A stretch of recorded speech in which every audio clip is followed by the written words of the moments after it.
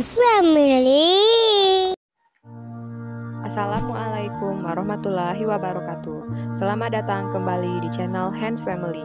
Di video kali ini, Hands Family akan memberikan tutorial cara membuat bunga echinacea dari kain flanel.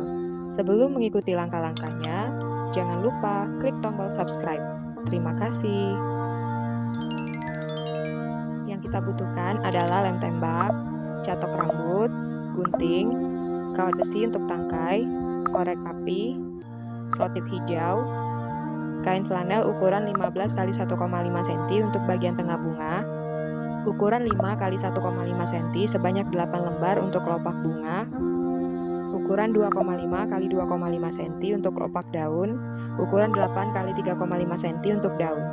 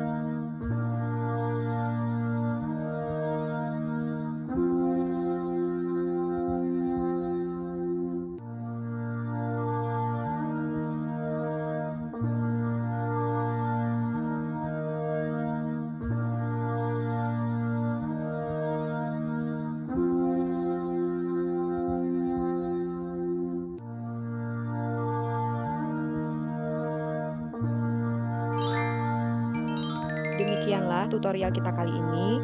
Jangan lupa like, subscribe, dan nyalakan tombol lonceng. Semoga bermanfaat. Assalamualaikum warahmatullahi wabarakatuh.